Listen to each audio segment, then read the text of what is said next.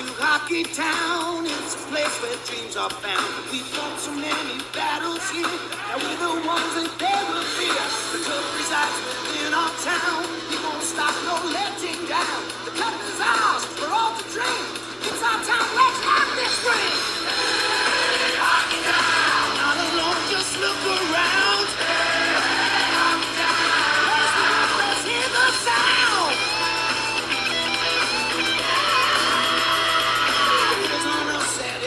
Turn, the buggies drop, the people burn. Flesh of speed, some brilliant daring. Red lights flash, the horns are blaring. Hockey Town, our hunger's fed by our men in white and red. They dazzle us before our eyes. Lord Stanley's Cup, we have the prize. Hockey Town, not alone, just look around.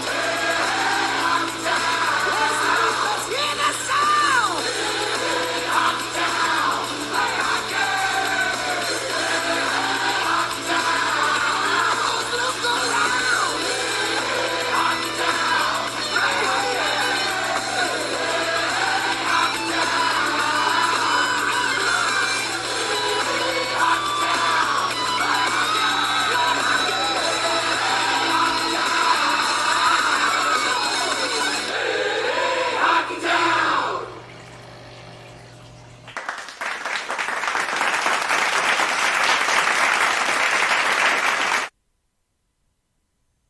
Hi, and welcome back to another episode of Main Street Prowlers. We are unfortunately down one man, so Justin's going to be taking over for Robert today. We usually have 4 people. Yeah? Well, plus a guest. True, so. Robert is traveling today with his wife, so safe travels through the winter weather tonight. So, you better stay safe or else we're going to beat you. We're not going to actually beat you. We'll just beat Chris for beating you.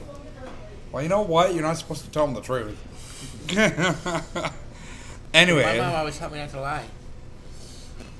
Well, your mom lied to you, too. Hey, Dan, maybe that's why Chris isn't wearing jeans. He set them all on fire by lying.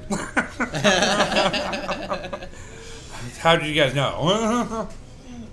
Quite obvious. We did have 2 games this weekend, though.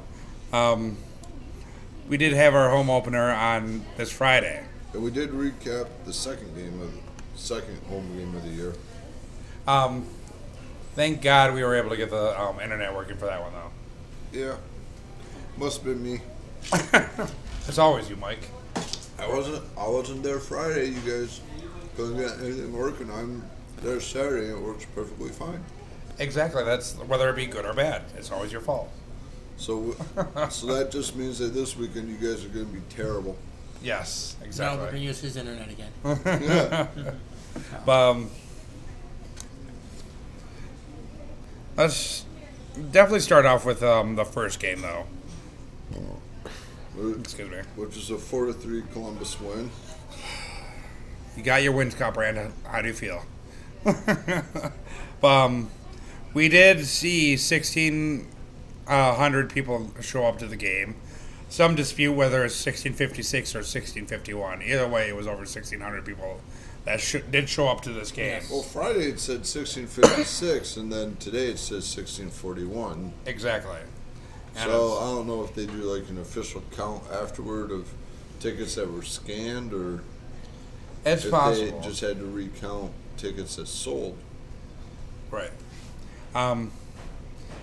Either way, it was a packed house. It was, well, not a packed house, but definitely a lot more than what this arena's been used to in the last few years, even in the last decade. Well, this is the most fans we've had in the rink besides the championship game. Right. For the Prowlers, at least. And going back to the Ice Hockey days. Yeah, I remember the Ice Hockey days where we would only draw like 500 people, unfortunately. No.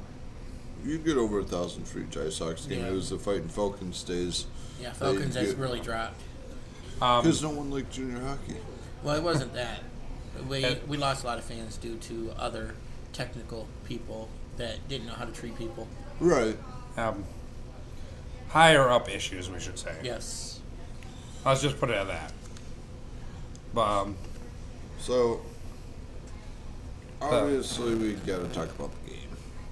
yeah, Since you guys weren't able to recap it all. right. It was quite an interesting game too. It's probably the better played of the games too. So, again, 4-3 win for Columbus. They had 42 shots on goal. The Prowlers had 37 shots on goal. Justin Giuliano was third star of the game for the Prowlers. The other two stars were from Columbus. But the good thing about this is we got to see our friends who were previously Carolina Thunderbirds fans. Right, and we always love seeing them. So Yeah, now they're Columbus River Dragons fans. Bandwagon.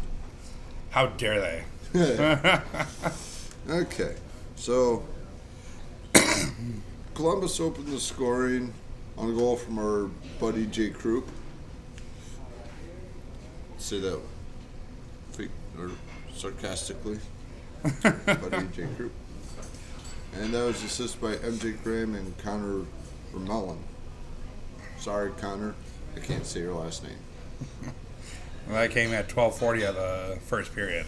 And then Chad Herron put Columbus up 2-0, and that was assisted by David Poloski.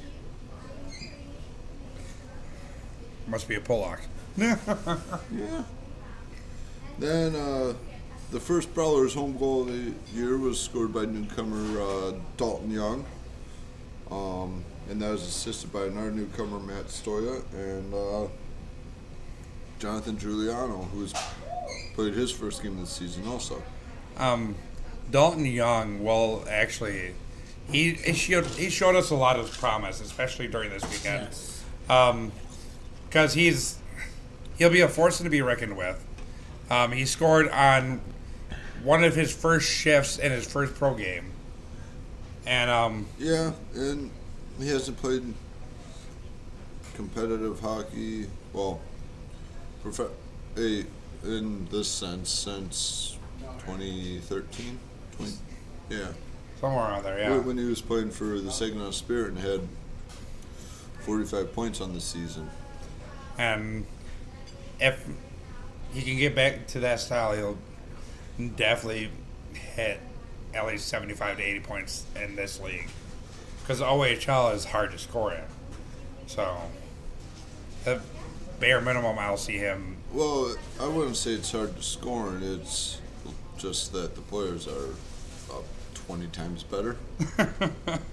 But either way, the 1 point in the OHL, I believe, will equal probably about 4 or 5 in this league.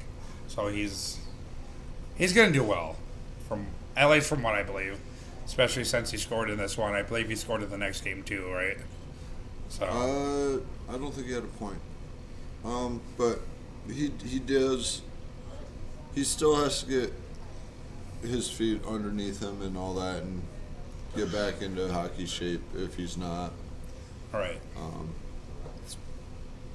So, and then Prowlers tied it up at the 7:15 mark of the second period on a goal from Justin Portillo, who also had a fight in this game. Which is quite awesome. He basically mauled the guy to death right before everything. He could even get his gloves off, and he's not holding back this year. And that was assisted by Matt Graham and Chris Levier, who is back with the team, bringing that ECHL and AHL experiences with him. Whether it be on the score sheet or just in leadership, it's going to be a great path for us. Hopefully he can get us hunkered down, especially with Joe and Matt being very busy with what they do behind the scenes too. Yeah. And then Zachary Zolkanich gave us the lead at the 8:19 mark of the second period, and that was assisted once again by Jonathan Giuliano and Dalton J. Glad that more people are starting to score rather than just our top line. Yeah. Yes. Then Columbus tied it up on the power play on a goal from MJ Graham, assisted by our boy Jay Krupp. And Ivan Bardon. Yeah, I'm not. Poor Don Finco. Bondarco. Sorry, Ivan. Your name sucks. And by that time, the blind referee made his appearance to visit the arena. How was your experience, or how did you hear his experience went? He had a very good experience there. Now, then Columbus, then once again, our boy Jay Krupp put Columbus ahead for good. About at the 13:27 mark of the third period. Once again, Ivan, however you say your last name, and MJ Graham with the assist. We're gonna have a hassle with him. Penalties, Dalton Young, 29 seconds to the first, got a rough and minor. He wants to make his presence known really good and well. And then Columbus forgot how many people were supposed to be on the ice. Yeah, I think there was like 8. Yeah, there was at least 8. I believe I counted 10 at one point. And they knew it right away, so it's at least they were honest about it this time. And Yeah, not trying to get away with it like they did in the second game. right. And then Ivan, whatever, Bondarenko, became a hooker. His mother will not be happy. Well, he's got to pay for his lifestyle here somehow. Especially going between Georgia and Port Huron all the time, right? Well, they get bus trips, so they don't have to pay for the A gas. hooker in I style, assume. Then Zachary Zolkanich tripped a guy, and then Jessica Portillo decided that he wanted to shoot the puck out over the. Thanks for approving our post, Cedric. Now watch the dang show. Then Portillo decided that he had enough of the puck and flipped it into the crowd. I assume. Yeah. And this was about the time where everything went south. And then he had the fight. And technically there was 2 fights at this time, though. If you noticed, was it Matt Graham that dropped his gloves too, or? I believe so. And one of the other, but of course they stopped when Portillo started going like ballistic. And then 14 seconds into the third, Edgar Olsland and Dalton Young decided to hook up. But they both got 2 for roughing and 2 for unsportsmanlike conduct for that. Even though technically it should have been a fighting nature for both of them. Were there more punches thrown in that altercation or the Portillo fight? In this one. Yes, and they both dropped their gloves. Yeah. And So I guess the blind ref Yeah. went super blind. and even Young's jersey was taken off too, along with his shoulder pads as well. That's the moment where Dalton Young almost was taken off the ice because he was injured too. Then Larry Bartonen, sorry Larry, decided he had enough of the puck too and flipped it into the crowd. Or you saw a family member and decided to give them a puck. Souvenirs all around. Yes. And Gotta share that puck. And the refs for this game were our boy, the lovely Jim Scarpace. Ate his guts. You don't know the rules. Yeah, he wouldn't let us have our face-offs where they were supposed to be. Yeah. You This get to year- pick your face-offs this year. Yeah. And when we tried to pick, he was made it go to the other side almost every time. all right. So And Scarpace learned the rules. Nobody's there to see you. even though you kind of want to. And then Jonathan Sidarski, who must be a new ref this year. Yeah. Hopefully he's better. And then who cares about the linesman? You know what?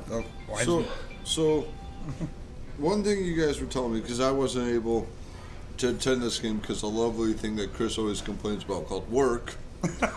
Work sucks. You were telling me that there were a lot of issues with the scoring. Yes. And the scoreboard.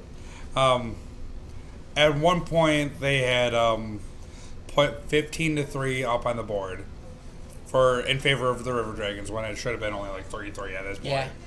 And which was an issue in the second game as well. There was a point where they couldn't get the time right because in the first game there should have been only 0.3 seconds left on the clock. They made it 1:30. Also, 13 minutes left, 13 seconds left. So it was just issues all around in this game. Not a way that we wanted to open our first our first game of the season at home. Right. Well, I mean, they've had a lot of changes on who's running that clock on a game-to-game basis. So. Right.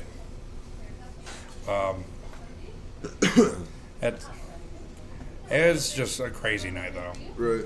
Between the no goal calls and the. Yeah, but when you actually, the view I had, the puck did look like it was laying on the line. But my problem was the play after the whistle. Yeah. They took our guy out and he ended up upside down on the net.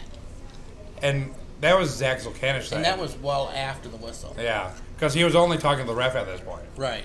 And he just blindsided him. But like I said, the puck did look like it was laying on the line, so I'm not going to argue the no goal call. Right. It was definitely possibly no goal. Well, and the ref lost sight of the puck. Once that happens, the whistle blows. And if it was a goal, the goal judge would have turned the light on. I 100% trust our goal judges. I do too. That's what I'm saying. I'm not going to argue that part, but like I said, it's the play afterwards that Because like last year, they don't want the refs to get injured with the issue out in Elmira. Right. And that was a definitely blunt play to intent with injury. Mm-hmm.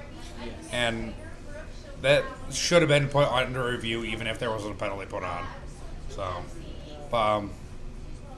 we'll be back with the second game right after these messages. Which was already recapped, but we'll recap it again just for your...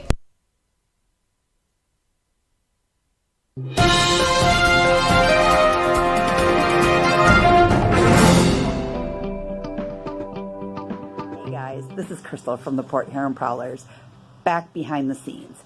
I am looking for a set of fans or mini fans to help donate to the bus goods. We are looking for things like cases of water, fruit snacks, granola bars, nuts, chips, pretzels, anything that you can think of that is a fruit snack or any type of snack whatsoever.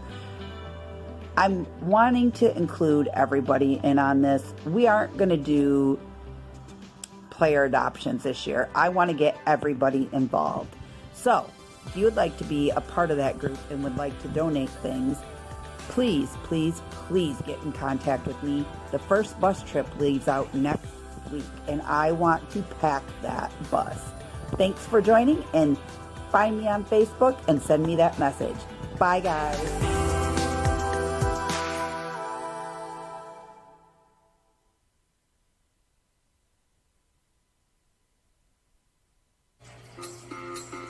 At Big Boy, we've got lots of omelets all day, every day. Like the Meaty Meat Lovers, Savory Southern, or Hearty Denver. It's your Big Boy.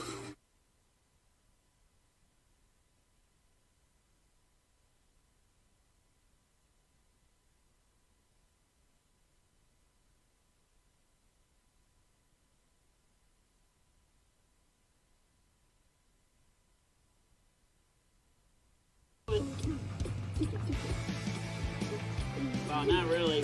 We got the big elite wrestling tomorrow, guys. If you're on wrestling.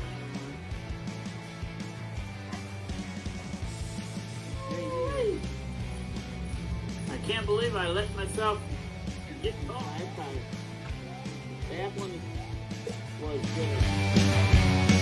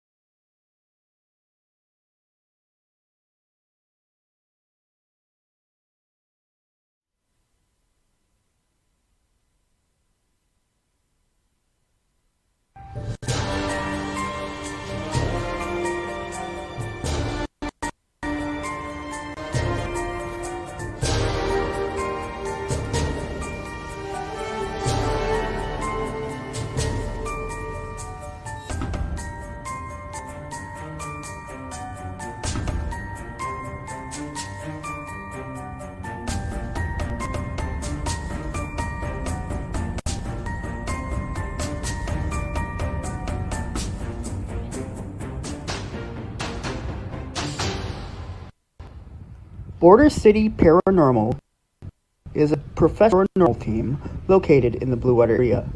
If you have any uneasy feelings, hear bumps in the night that cannot be explained, or hear rumors about your home or business, please give us a call.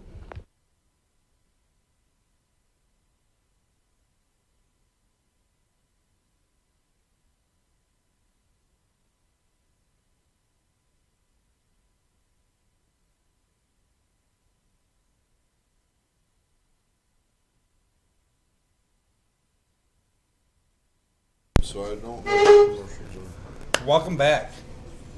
Thank So- God we figured that out before. We just had a little bit of a scare, guys. Yeah, and we'll go on to the second game that apparently started 5 hours later than it should have. That's funny because it's started at 7:30, but on the technical score sheet it's said 12:35 a.m. the next day. So that's And ended at 3 a.m. That was a really Yeah. terrible late night, though. but the good thing about this game too is that excuse me, I need to stop having pop, but it's so dang good. The Yeah. good thing though is we still had over 1,000 people come to this game too. Yeah, Yes. this one was 1,062. Right. Which I mean, that's awesome. Like, Exactly. hey, our buddy's here. Sorry, I knew he was Dustin. coming. I was told not to say nothing. Sorry, Dustin. You have to move. We got all the way halfway to Chester, they canceled the appointment. Welcome back, Robert. Hello. Yep, If you want he- to still be in it, but Yeah. you'll have to squeeze in here. Hurry up, we're live. Just sit on Danon's lap. We'll be No, fine. thank you. All right. Sorry, guys, as we readjust. You stay around like you normally would. Yeah. And just when you get the end. So, Robert, how was your little drive, your little situation there? Not bad. So, do you have any thoughts from the first game? No, not really. It was actually really fun. We recapped it. They did adjust the attendance a little bit. Oh, they did? It's at 1641 now. Oh, really? Yeah. And we're on to game 2, and we'll go into a little more Yeah, detail you're on this early. one. So, Sorry, just a little bit. Whoop. Okay, anyway. So, this one, it was a final with the same score, but in the opposite way. It was 4-3 Prowlers. Yep, you're gonna have to. So, And we kind of already recapped this on Saturday, but we're going a little bit more in depth with more of our Right. thoughts. Chesney, you're gonna move Right. over here. So you can slide it behind you. Guys, sit down in front. jeez. um, So one thing we noticed, and as we're waiting for them to get adjusted, is That's what she said. Mitch wasn't as energetic as he has been in past years. Yes. that's, I wonder if somebody found his stash of catnip. I'm sorry, guys. That was totally me. But, it's sad because the kids noticed it though too, and Yeah, we like last year. If we yelled down in front, he'd get mad at us. This year, I yelled down in front, and he didn't do a thing. right. And we like to chant his name as he walks by, and he comes through dancing while we do it. You know. What's that, the mascot? Yes. Yeah. Yeah. So- Also, somebody let one. We I'm don't want not to talk even- about that. no. We don't want to talk about that. But I think Mitch is thinking about the next weekend's promotion, where all the dogs are going to come in. True. So we got all these dogs going to be in a room with a giant cat. Or And, he's thinking about his lady friend, the cougar. Isn't there a helmet giveaway for that, too? Isn't there a helmet giveaway for that, too? Yes, the Prowlers are giving away a game used helmet, Game used helmet that's signed by the entire team. and it was worn by Zachary Zolkanich. So No, I thought it was Dalton J. Dalton J. Yes, sorry. Because Zolkanich wears, I think, CC. And hey, everybody, come on down to Big Boy and have some dinner. Yeah, they do from 4 to 9 on Fridays. Called that one. 4 to 9 on Fridays, they're having a taco bar. It's actually really good too. Yeah, and then what? Starting next week, they're doing. The Big Boy and Slim Jim combo. Yeah. So it's gonna be a really good food for a great price too. So if you're coming for cheap, great food, come down here, please. Come join us. Come possibly win a puck from us. We want more people to interact with us at the show, and we want to give you some good experiences, some good food. So come on down to Big Boy. And dog. Um, I don't think they're giving away a dog, Kevin. which is Drop it. But I know. anyway, so once again, 3 stars of the game. Your first star was Matt Robertson with a goal and an assist. Second star was Matt Graham with 2 assists, and then third star was from Columbus. which is another Graham. Yeah, MJ Graham. we didn't have Graham on Graham violence, so. That would have been a Graham cracker. So, in this one, the Prowlers opened the scoring on the power play at 13:08 mark of the first period on a goal from Vesta Portillo, assist by Matt Stoyer and Chris Levier. And this was down right in front of us, and it was fun. And we got up and celebrated, high-fived everybody, and then ran over and high-fived Carolina fans for the heck of it. But we got Hey, at least they were good sports about it. Oh, yeah, because 8 seconds after that, Columbus, or 8 seconds hockey-wise. Yeah. Columbus scored, and they came back over. They came right over and Shoved it in our face. yeah. Yeah, but you know, the nice part about Saturday night is the blind referee got to stay home. Yeah. Yeah, so we don't need Watertown interfering with our games anymore. Crystal asked, "What's are your thoughts for this weekend's game?" We'll When? get to that. That'll be later in the episode, Crystal. Thank you for the question, though. Yeah. I don't care because I won't be there. You know what? You can just not gonna say it. Anyway, so All right, you're fired for 2 weeks. I'll just take a 2-week layoff Hey, It's not like we pay you anyway. from this show, not my actual job. You sure? Yes. 2-week vacation from your job. No, I just want 1 week vacation. Oh, okay. I don't want to have somebody doing my job for Thanksgiving. So, Oh, you're lame. well, I kind of plan my vacations around, like, especially November. I planned it like, okay, I'd rather be doing the Thanksgiving stuff than somebody else. All right. That way you know it gets done properly. Yeah. Anyway, so That was scored by Christopher Hayes. CJ Hayes. You know what? Well, it says CJ in parentheses. Maybe you should get new glasses if you can't read. I And- do, but I can read it, but... And that was assisted by Will Laporte and David Pawlowski. And then with 18 seconds left in the First. do 18 your math. seconds left in the third period there, Chris. No, first period. Chris Levier gave the Prowlers the lead. With an assist by the Mats. Yeah. Both So. Graham and Robertson with the assist. And I don't know why my brain doesn't want to work right now. You're tired just like the rest of us. And so when Levier scored that goal, we went right back to giving high fives to the Carolina fans. Exactly. And Grimmett. But every And time they Mike scored, they come down and high five I us. did say Carolina fans. True. Cover that whole section. Right.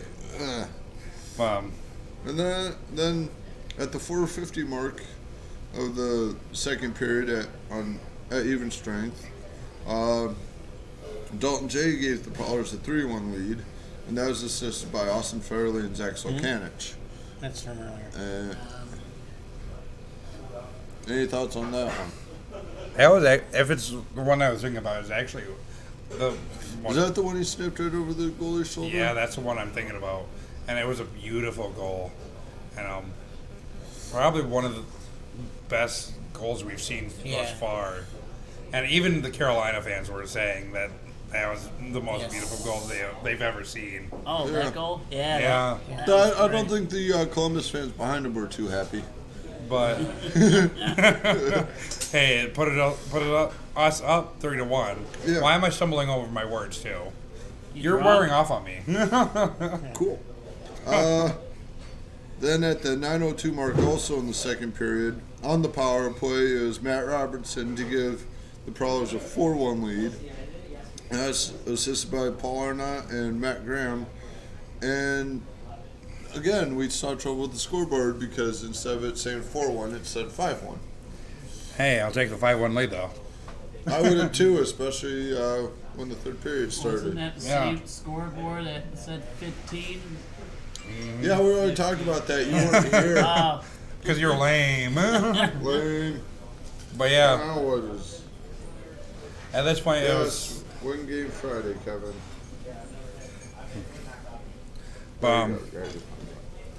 It is, at least we had Betty on Oh yeah. helping them out at least down there Yeah. that game. So, and when tempers started to flare, she just had to point at everyone. So And then Columbus made it 4-2 at the 7:12 mark or 7:13 mark. Sorry, the third period on a goal by our favorite State Farm agent / pizza franchise owner Jake Howley. Still waiting on our pizza, Jake. no, I'm waiting on my car insurance, dude. I already got my pizza. I'm waiting on the pizza because I don't own a car. Oh, okay. I have car insurance through a different company, but so I'll take some house insurance. I'm waiting on the pizza. Maybe he'll deliver it on Friday to you guys. Anyway, that was assisted by our boy Jay Croup and MJ Graham. Maybe Jake is waiting on his groups. Now, going into this game before we get to the last Columbus goal. Hey, now what, Crystal? The Prowlers were having trouble with the penalty kill. Yeah. They were at what, 67%? Somewhere around there. They were doing pretty crappy. And the reason I bring this up is because all of Columbus's goals were scored at even strength. Which is really good because we took quite a few penalties, too, from what I remember. Mm-hmm. So. And so the last Columbus goal was scored by MJ Graham and assisted by Ivan and Connor. Again, we can't pronounce your last name, so screw you guys. Well, I can, but you just can't pronounce Connor's last name. I don't want to. Well, we noticed that much so far. Anyway, so at the they changed that from cross-checking to roughing for Joe Pace. It was announced as cross-checking. Yeah, it was. At the 8:22 mark, Will Laporte and Joe Pace Jr. got offsetting minors for roughing. Which has caused a lot of confusion, too, with the Columbus bench. Yeah, I mean, not that Will Laporte didn't deserve it, but Joe Pace, it was announced as cross-checking to Joe Pace. All right. In the arena. So. And they believe they should have gotten Will back on the bench. Yeah. And that confusion on the Columbus bench caused them to miscount again. As our boy Jake Howie went to the box to serve the minor for his bench. Yeah, but he wasn't the one that was on the ice that for the right. He was just a designated sitter. Yeah. But the unfortunate thing about the rule in the FHL is it's different from the rest of the leagues where anybody on your roster in the FHL can serve the penalty, while in like the AHL, ECHL, and NHL, it has to be someone that was on the ice at that time. No, not necessarily. Each team has a designated person who goes to the box and sits for bench minors. It just happens to be Pizza Man. Yeah. So then at the... And let's be clear, this was Joe Pace's first game back from his 5-game suspension. Which is good to have his presence back. Yeah, when he's on the Crystal ice. says, not nice to pick on the off-ice officials. New season. Oops. Yeah, sure. We can't pick on the off-ice officials. We do it all the time. It's just the fact that you saw greatness on the ice, right? She was blinded by greatness? Yes. Okay. Anyway, so Joe Pace took a tripping minor at the 14-15 mark of the first period. So that's 4 penalty minutes for Joe in his first game. And then Jake Howie decided to become a hooker too. Well, he just wanted to go sit down and eat our pizza. Yeah, couldn't And he had deliver it, just ate it. And he had to make a call to his favorite clients too. So. Rogers and Mahomes. Yes. Oh. Anyway. Then Columbus took another penalty. This was Wyatt Trombley. 2 minutes for tripping. I don't remember what happened there. Then Columbus's Jonathan Evans decided to give a fan a puck. Literally like 20 seconds later. Yeah. And then Austin Fairley got 2 for hooking. So kind of sucks that we have to have one hooker on our team too. Oh, well. No comment on that one. And then Zach Zokanich got 2 for roughing on a play where it seemed like the Columbus player kind of fell to the ice on his own. Right. Yeah. But the ref called it and sent him to the box. He tripped on air. Let's be honest, he tripped on air. Yeah, well, Zach and another Columbus player were going toward the goalie stopped the puck. Zach and another Columbus player were going towards the net to just in case the puck squeaked out, and then the other Columbus player comes in and he hit Zach or something and just fell to the ice. Like there was a sniper somewhere in the arena. A sniper called Zexel Kanich. Well, if he becomes a sniper, that'd be great. Yeah. So, this game was refed by Brian Harrison, with the linesman being Adam Harrison, another linesman Jamie West, and the last ref, Jesse Pelch, who we know and hate. Like always. Just like Scarface. And once again, this started at 12:35 in the morning, got done at 3:01 in the morning. And I'm glad you guys stayed up with us that late to see the... European time, I think. Yes. Because this was our first post-game report due to the technical issues with the opening day internet issues, unfortunately. Yep. And And in both games, Columbus did take timeouts. Yes. with just under a minute left, too.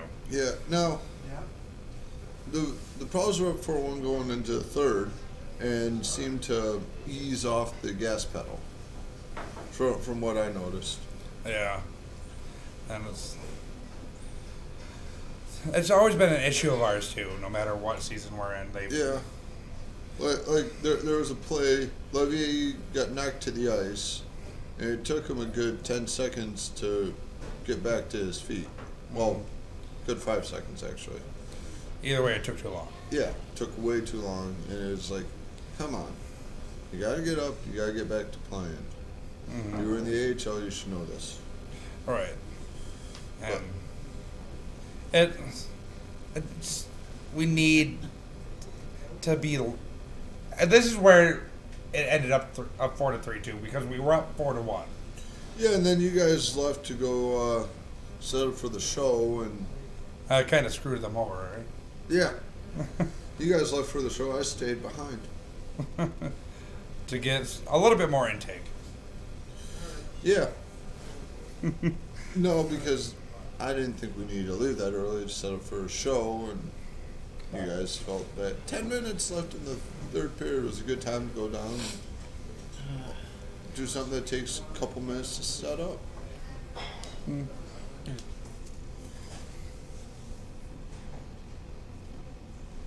Okay. The boys looked great the second game. Everyone looked like they came together.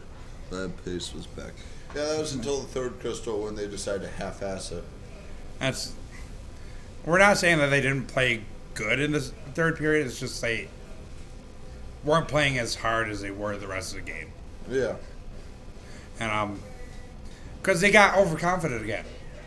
And yeah, well, and it's prone to be overconfident in this league, and it's an issue that we always know about happening in this league. All right, no matter what team you play for. Right. There always seems to be once a game where a team seems to take a period off instead of playing the full 60 minutes. All right. And it just so happened that the Prowlers took the third period off and made the game closer than it should have been. All right.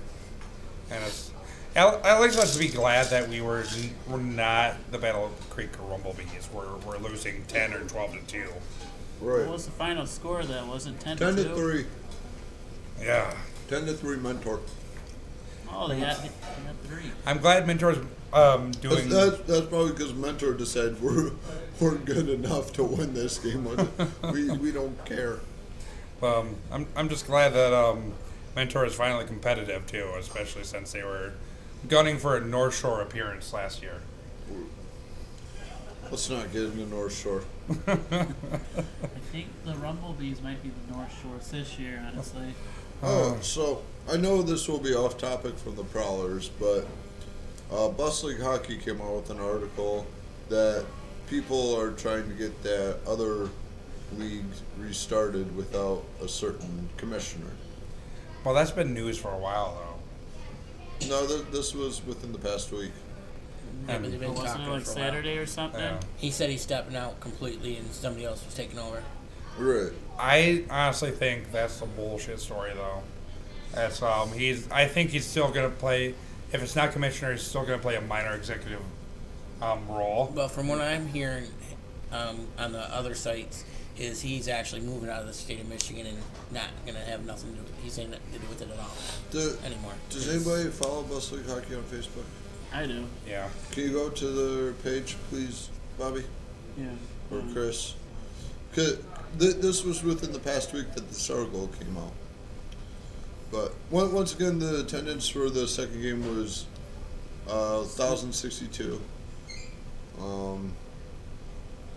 So we'll go to the standings right now. We will. Yeah, let's do a commercial right now. I'll be right back with the standings while we find stuff.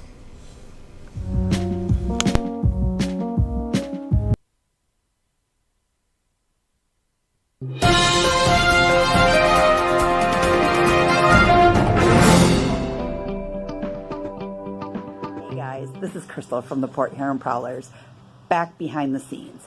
I am looking for a set of fans or mini fans to help donate to the bus goods. We are looking for things like cases of water, fruit snacks, granola bars, nuts, chips, pretzels, anything that you can think of that is a fruit snack or any type of snack whatsoever. I'm wanting to include everybody in on this. We aren't going to do player adoptions this year. I want to get everybody involved.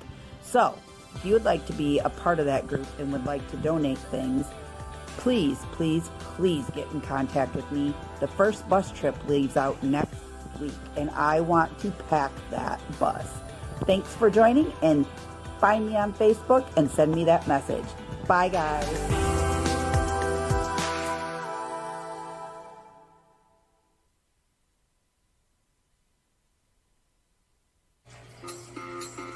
At Big Boy, we've got lots of omelets all day, every day. Like the meaty meat lovers, savory Southern, or hearty Denver. It's your Big Boy.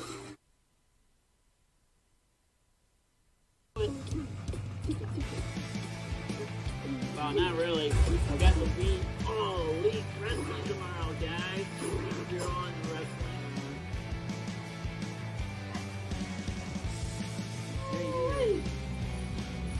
I can't believe I let myself get caught.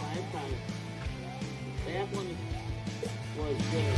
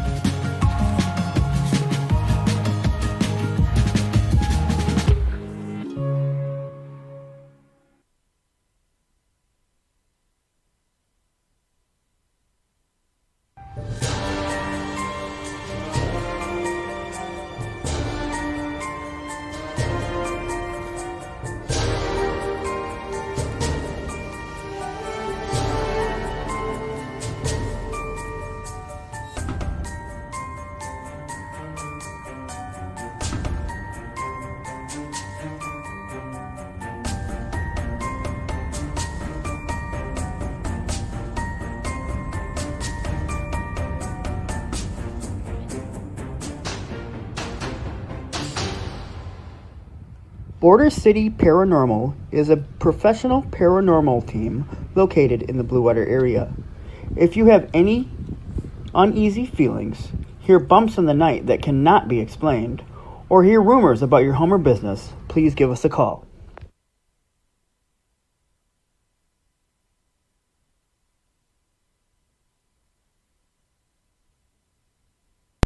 All right, and welcome back to the last few minutes of the episode. So we were able to find the article, so if you want to talk about that. I just wanted to show you guys that was within the last week, and your guys' thoughts on this possibly happening again. I hope it goes through for their sake, because excuse me. And take even more, take the talent pool, the very small talent pool that's in Michigan, and water it down even more. The thing is that with that we can pull from essentially anywhere, and still, thank you for drinking my drink. we still pull players no matter what, because we have to think that each team only allows 18 players on the roster, so, and guys will do anything to become pro. So. No, but with this, I think they're trying to do. I personally think they're trying to do it at the wrong time. I think because you have that East Side Elite Summer League down near Detroit that's run by Steve Alexi. I'd like to see if another league does start up. I'd like to see it be a summer league so that players like Joe Pace and Austin Fairley have a place to go to play. Right, and it's bring back more to the Port Huron area too. Right. And even though we will have the Yeti in the summer of 2020, but right, but I mean, it doesn't even have to be in Port Huron. Just these guys could commute to Lapeer to play if they wanted to. And I wish we still had the Polar Palace open though. Right. But yeah, I'd like to see another summer league for guys to play hockey in the winter start up. All right. But one that's not like the East Side Elite, one that even FHL or FPHL players. God, I hate that they changed that. The FPHL players can play in, or SPHL players. And so standing wise, Mentor. They are now 5-1 along with Watertown, so they're both tied at the top of the Eastern Division. Elmira's third at 2-2, 1-1. And then Danbury's 1-3, 0-2. And dang, I hate you. Thank you. Ow. Got blinded by the light out there. God, I can't see. Can you finish it off? I saw the light. And in fifth in the Eastern Division is Delaware Thunder at 1-5 on the season so far. I know those LED headlights are bright, but they're not fun when they're right in your eyes. And I have them on my vehicle. I'm still blinking too. I feel sorry for people who have to see that. Right. Right. But I mean, that's the way cars are going. So honestly, do you think this will pretty much switch, or? I see Elmira and Watertown finishing above Mentor finishing third, and Danbury and Delaware fighting for the bottom two spots. We're the last playoff spot since we're going to 18 playoffs this year. All right. I can see that, but I don't see the Eastern Division switching that much. And then I think in the Western Division, with Carolina leading at also 5-1, and then Danville at 4-2, and then Columbus at 2-2, 1-1, and then us at 1-3-2, 1-3-2-0. I see it finish. I see those four teams in the playoffs, and Battle Creek pretty much being already eliminated 6 games into the season. They've already given up 40 goals in the season, though. Yeah. Compared to their 12. There's a reason Battle Creek's winless. Yes. Well, wasn't it that they came in 2 months before the season start? And they haven't had much time to get a team. Get the chemistry going. Yeah. Yeah. The chemistry. The only real name that pops out to me on their roster is Shea Carey, who played with last year. He wasn't much of a scorer either. Right. He's more of an enforcer than anything. So. Right, but he also was drafted by Columbus in the expansion draft and traded to Battle Creek. Right.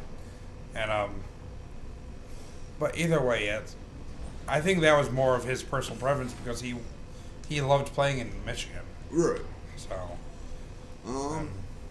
So like I can see in our division, the Western Division, I can see it pretty much staying the way it is right now. Right. And not changing too much.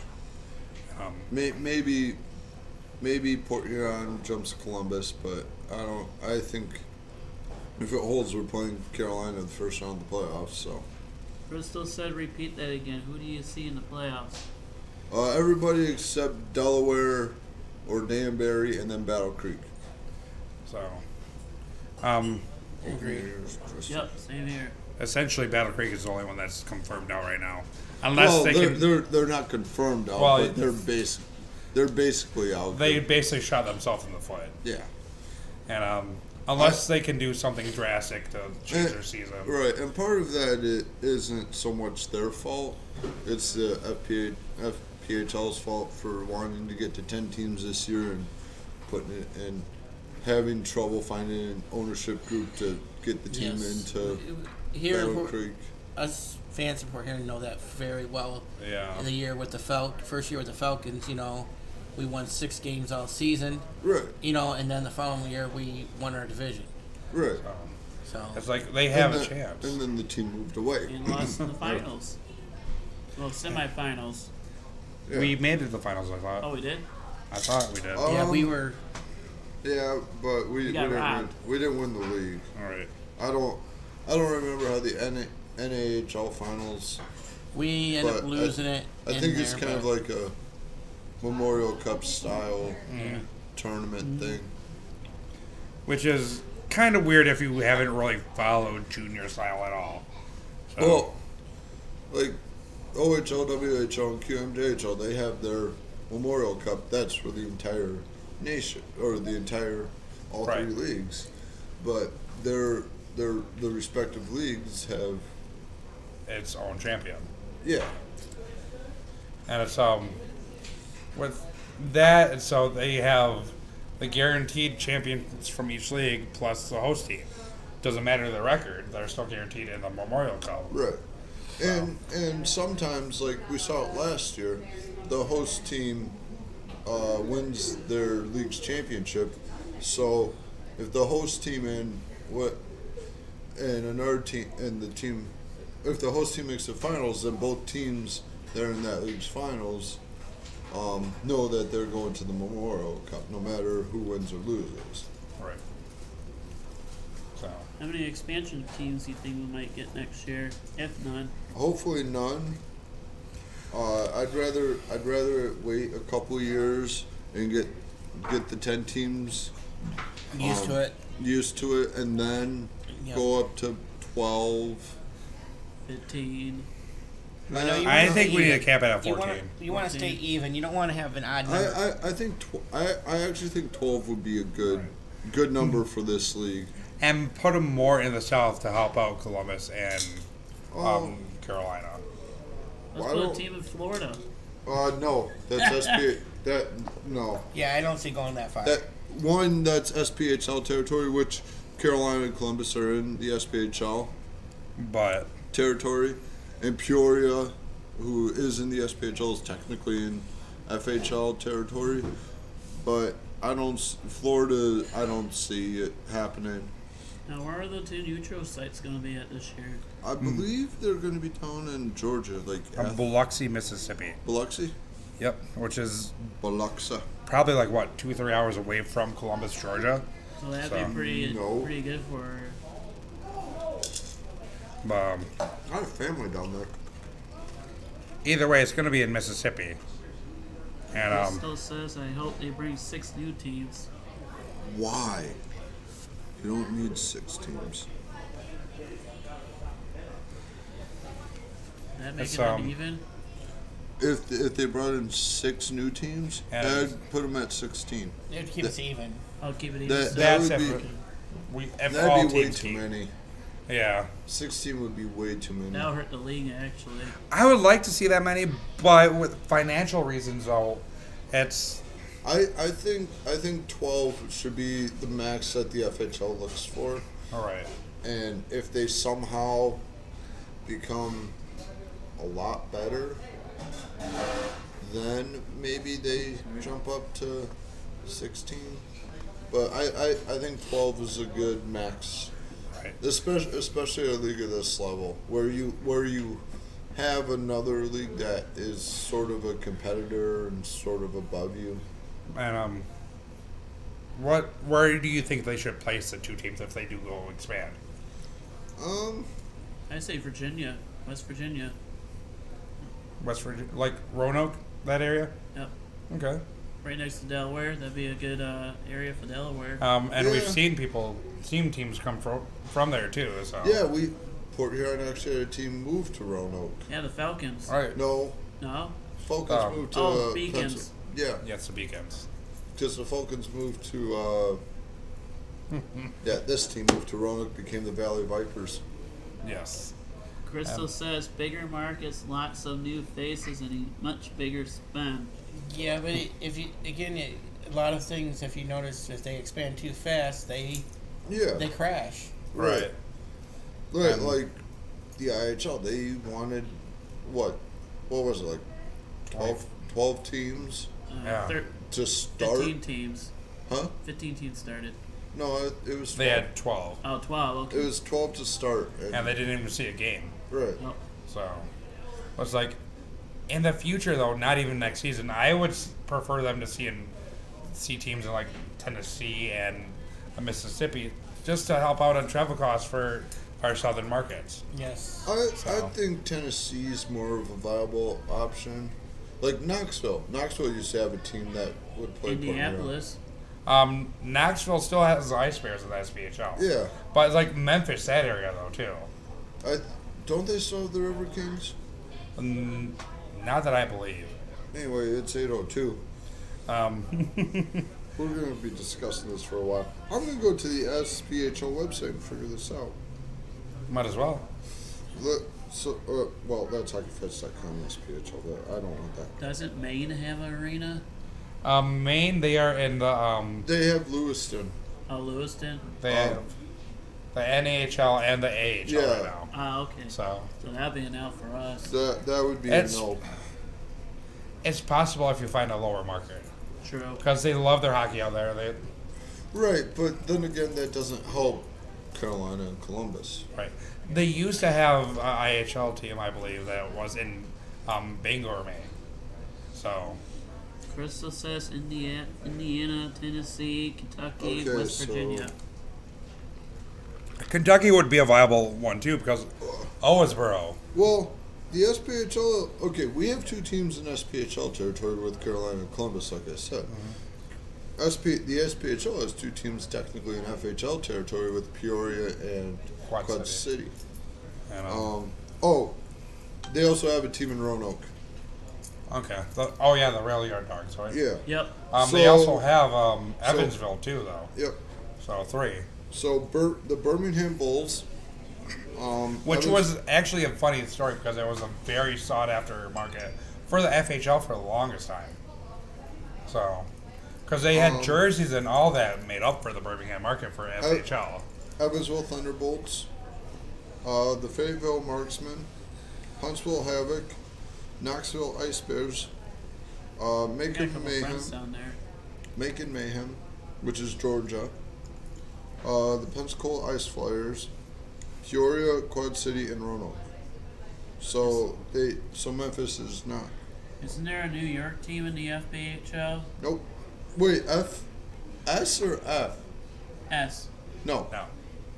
Oh, The two New York teams that are in And- lower leagues. I think it's the ECHL, isn't it? They have a few, and they I thought so. I knew it was something. Because we have two in New York with Watertown and Yeah. Elmira. Elmira. And Elmira used to be in the Actually, if they ECHL. wanted to, there's a arena in Rochester, New York. East They have They do Rochester Americans in the AHL. Oh, okay. So, which is they're not going anywhere. They're the They've been there longest. for the longest. Yeah. Besides the Hershey Bears, they're the longest Yeah. serving Well, look at the AHL team. Cottonmouth, though. They've been in the SPHL for a long time. Only like 4 or 5 years. Yeah. So I personally don't think Mississippi would be a great market for the FPHL.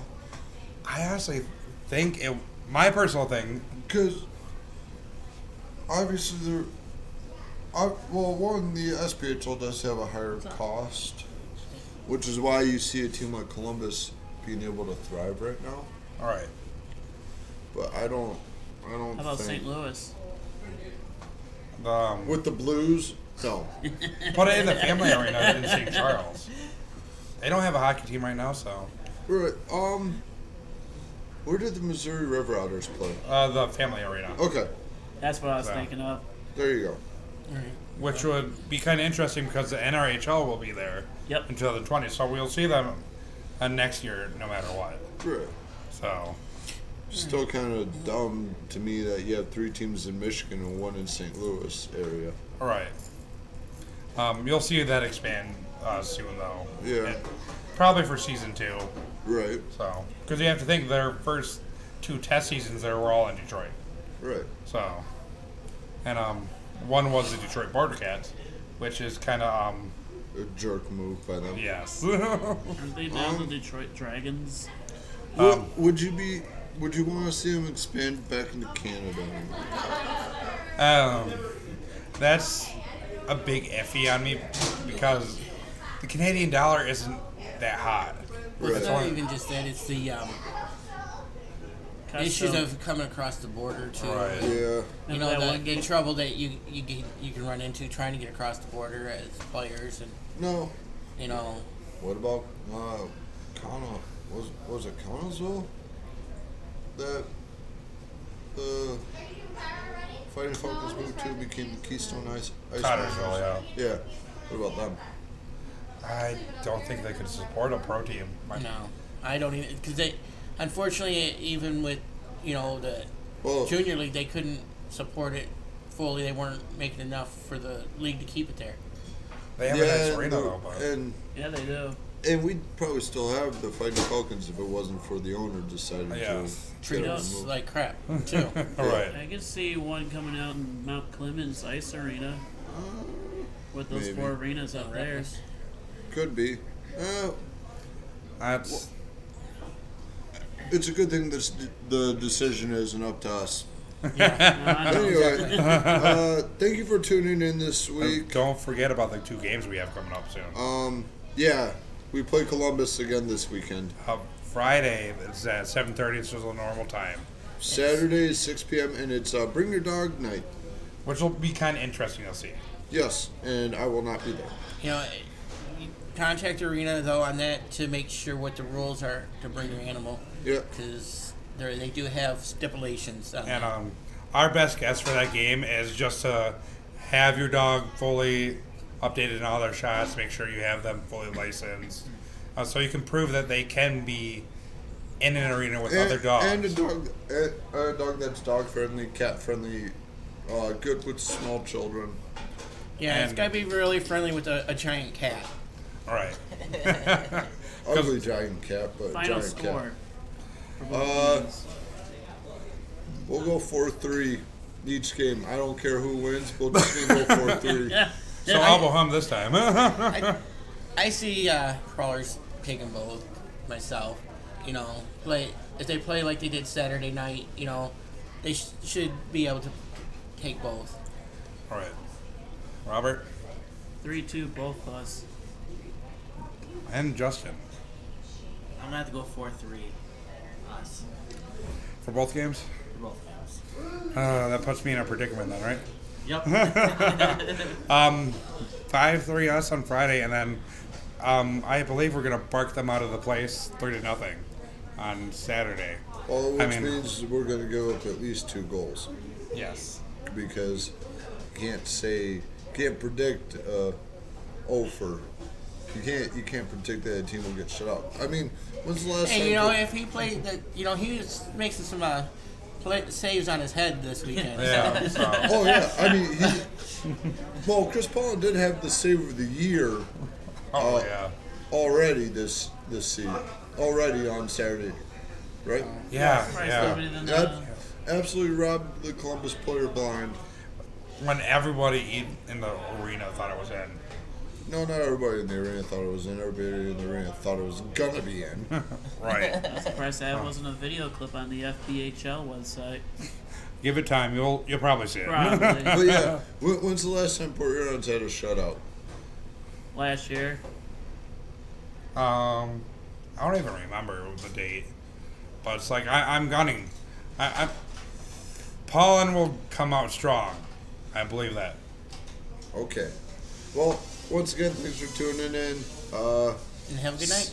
Some of these people will be here next week Yes. and the following week. We will be live after the game on Friday and Saturday, so tune in. Before the game. Not before the game. The only reason why I went live is for Scott Brand. So I'm talking about that episode too. That part 2 of that episode will be live tomorrow evening.